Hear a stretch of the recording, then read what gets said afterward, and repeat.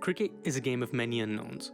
On each ball, we as fans stay on the edge of our seats wondering what's to come. Every ball has the potential to be a match-defining event. We can see the batsman impose himself, crunching the bowler to the boundary rope, or the bowler hit back with a ripping delivery, sending the batsman's stumps and confidence spiraling away. For a batsman, the nature of the game is even harsher. On any day, the same delivery that takes the edge can either nestle into the hands of a waiting slip or race past gully for a welcome boundary to get their innings underway. This is why we call the highest level of cricket test, challenging even the best mentally and physically throughout the duration of the game. But like in life, in cricket there come along players that seem to defy this uncertainty. Players that seem to be playing in their own bubble, as if the game to them is child's play. And no one exemplified this more than Virat Kohli, especially between the years of 2015 to 2019. In this period, Kohli is one of the most dominating and consistent batsmen in world cricket. Though his true dominance was in limited overs cricket, in Test cricket, Kohli had a historically good run of form. In terms of runs, Kohli is in the top 15 for most runs scored in an 80-inning stretch ever. Furthermore, he dominated with these runs. He consistently scored hundreds away from home, which especially for a subcontinent player is a true measure of their greatness. He was feared by nearly every opposing team that played India in this period. The aura of Kohli was further strengthened by the fact that Kohli's runs contributed to Indian wins. His aggressive batting mirrored his captaincy and subsequently Team India as a whole, taking them from a pushover team to one that was feared worldwide. Kohli's scoring output fueled India to strongholding every series at home and push for test and series win consistently away from home, something that India hadn't done before that point. If we consider the percentage of team test wins during his mentioned 80-inning stretch of scoring, we can see that Kohli is in elite company, 6th on the list, only headed by the creme de la creme of test batting. Kohli was a stalwart of world cricket and one of the 4 pillars of batting holding up the modern era. But then the unthinkable happened. India, in Australia, mounting a challenge for a historic series win started well. Batting in the first test at the Adelaide Oval, a ground where Kohli makes runs for fun, Kohli was set, batting serenely on 70-odd when this happened. That's just absolutely just done like a dinner. What do you think, Scully? Turn me over on the barbecue.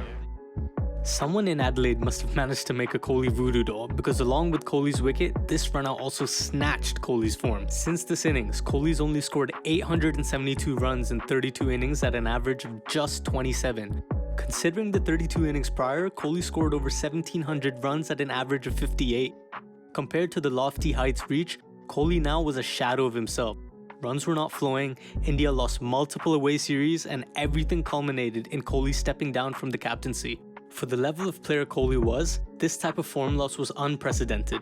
No confident play and no runs. But what caused Kohli's slump in the first place?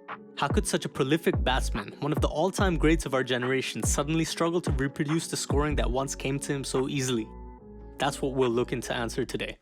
One of the first culprits that people always point to is Kohli's cover drive. When he hits the drive well, there's no more of a demoralizing shot in world cricket. The ball races to the boundary and Kohli seems to be able to take the ball from any line and length outside off and dispatch it.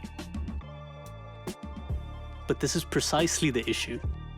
When Kohli's drive is not on song, he seems to recurringly get out to it, playing at balls way away from his body and edging them to the slips. Fittingly, only further strengthening this narrative, Kohli's run of bad form started with a waft well outside the off stump to a full delivery, edging to a waiting gully. Teams just know that they can get Kohli out this way. From a technical perspective, this makes sense. When Kohli is in form, his balance of weight and hand-eye coordination allow him to adjust to any movement in the ball and play his cover drive with greater consistency and less risk. So, when Kohli is out of form, slight hesitance as well as any technical deficiency mean that Kohli is not able to adjust to the moving ball quite as well.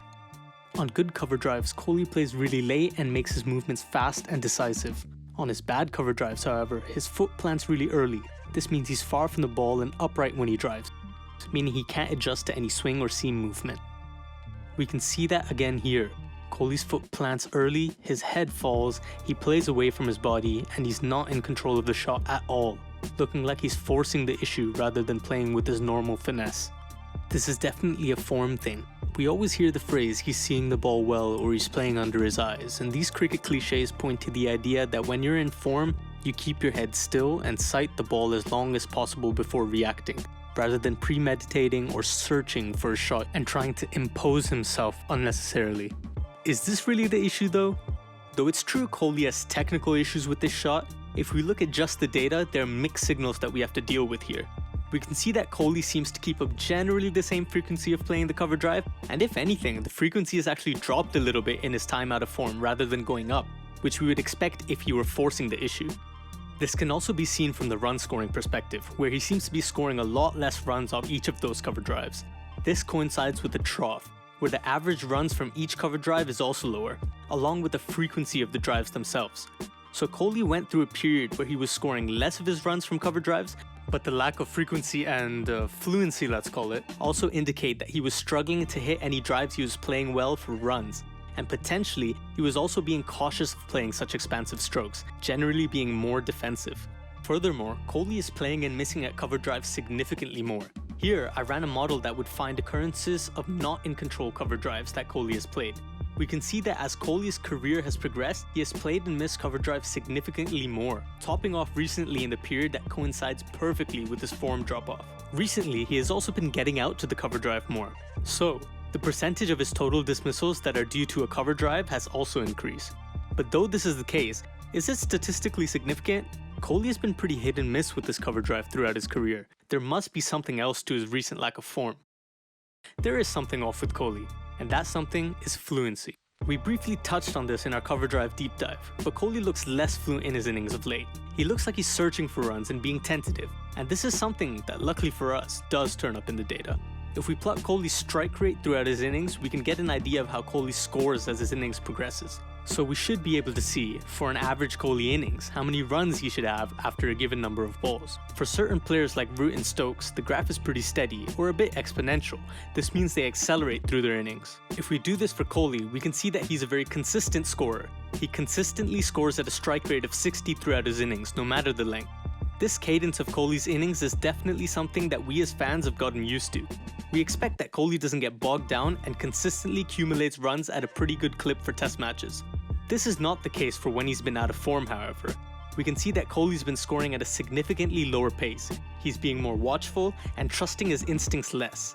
This is clearly seen if we plot Kohli's dot ball percentage throughout his innings. Right around the time where his form drops off, we can see a significant plateau in the number of dot balls that he's facing. Furthermore, this almost perfectly coincides with a drop in frequency of cover drives and flicks for Kohli.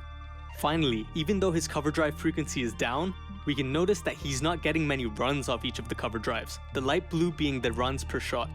Therefore, Kohli's not hitting too many cover drives, but the ones he is attempting aren't getting him many runs. This supports the idea that Kohli may be forcing the issue with his cover drives, and so is playing and missing or not middling as many of them. Taking all this into consideration, I don't think it's a very bold claim to say that Kohli is missing out on his fluency. Under normal circumstances, Kohli's innings are riddled with quick singles, doubles, and a healthy smattering of boundaries. He's not over-reliant on the boundary balls. During his loss of form, however, the singles are the aspect of his game that majorly dropped off, whereas his dot ball percentage increased significantly. This means that Kohli isn't rotating the strike as much and as a result, facing longer strings of balls as a striker. You hear it time and time again. Dot balls bring pressure, and when the scoreboard stops ticking, batsmen start to try and manufacture shots. And this is exactly what we see with Kohli. After being stuck on the crease, Kohli tries to release the pressure, and in his case, this get out of jail card is the cover drive. And this results in him inadvertently playing a shot that's out of control and then being dismissed. Fluency is definitely one of the factors of form. When players are less fluent, though they may be making runs, they aren't dominating, nor are they looking at ease.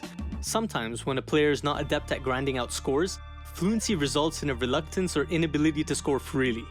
This lack of freedom can be explained in two major ways, I feel. Let's call them the physical game and the mental fatigue. First, the idea of the physical game. Due to batting being such a reactionary activity, when a player gets older, a slowdown of reaction time starts to accentuate and expose any deficiencies in technique that a player may possess, meaning a loss of form can be a bit more permanent. This is what I'm gonna dub the end of career game. Usually, for example, with players such as Sehwag and Bell, we can see a consistent drop in their performances until they retire or are dropped. For both the players mentioned, you could notice a distinct lack of fluency in their latter innings, as well as a significant change in their dismissal types. You can see that both players were getting bowled or LBW much more often. This is indicative of a slowdown in reaction times and a loss of form and fluency, eventually leading to the end of their careers. This graph shows the frequency of a particular dismissal type. You can see in the latter stages, both batsmen were getting bowled more than normal. This may be what's causing Kohli's issues. Even though Kohli has been ever present for the past decade, he is getting older, and like all things, we might be seeing the end of a very fruitful and significant era in cricket. Wait up though. Considering Kohli's still great in limited overs, and there's no significant change in his dismissal types, it'd be a surprise if this is the case. Furthermore, truly great batsmen, a category which we established Kohli is firmly a member of, find a way to score. A quick look at the cumulative career averages of some of the top 50 batsmen in Test match cricket, such as Viv Richards, Lara, and Ponting, show that even at the end of their careers, they found ways to score reasonably and bow out on solid performances. So what then is going on with Kohli? The second major factor and more likely of the two is mental fatigue. Batting is difficult as it is, and any lapse of mental stability, especially at international level, can easily cause a lack of form and subsequent dip. Batting is one of those things that offers a very strong negative feedback loop, where a loss of form can result in a batsman doubting their abilities, which can result in a further lack of form. When your career depends on making split-second decisions with such fine margins, you can't have any doubts clouding your judgment. The high pressures of a match don't offer you opportunities to worry about the strength of your grip or the position of your elbow or how far you're leaning into the ball, but these are the kind of things that Kohli has been caught up with recently. And in the case of Kohli, the fact that he's an Indian doesn't benefit him either, as bad form brings media attention and subsequently even more pressure. Even the GOAT, Sachin, found it difficult to handle media pressure, writing in his book how approaching his 100th ton, he felt pressure and nervousness like never before, not even on his debut. This must be the kind of pressure Kohli is going through, with so much recent talk and focus on his lack of form and why it's happening. So how then can Kohli emerge from this mentality? Over the years, cricket as a sport has gone a long way in addressing the reality of the mental struggles that pros face. Once a taboo, now it's common to see players, especially batsmen, take indefinite leaves from the game due to the mental stress. And much of it is due to the need to recover from the pressures of batting. But the rigorous and tight schedule of the modern game mean that for players like Kohli, once in a rut, it's difficult to fix your mindset and get out of the loop. To a certain degree, he knows this and has taken action, saying, "I felt like I was faking my intensity and needed a break, and that he had reached his limit." This just goes to show that even the top players in the game, Kohli, Sachin, feel the weight of expectations on their shoulders and can struggle mentally. And the break he was speaking about was the 6 weeks he took off prior to the Asia Cup, a tournament where he scored a 71st international 100 and also preceded one of the best knocks Kohli has ever played against Pakistan. Unfortunately, this rejuvenation in form has not yet followed Kohli into the Test arena, and this further drives home the mental difficulty that Test matches bring.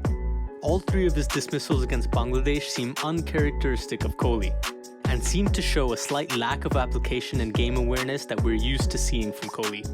That is, making mistakes like staying on the crease on a turning pitch or even pushing hard at a ball that he knows will likely turn inwards. In limited overs, just taking a break and returning playing shots with no inhibitions has worked for Kohli. But tackling the mentality of batting is something that Kohli will need to consciously work on to regain his form in Test matches, where he will need to show mental resolve to back his natural ability and regain the fluency in his innings once more.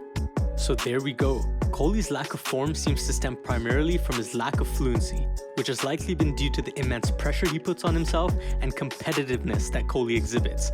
And though at some point of his career this may have been the fuel to his fire, as he gets older, evolves as a person and realizes a life outside of cricket, so must his motivators.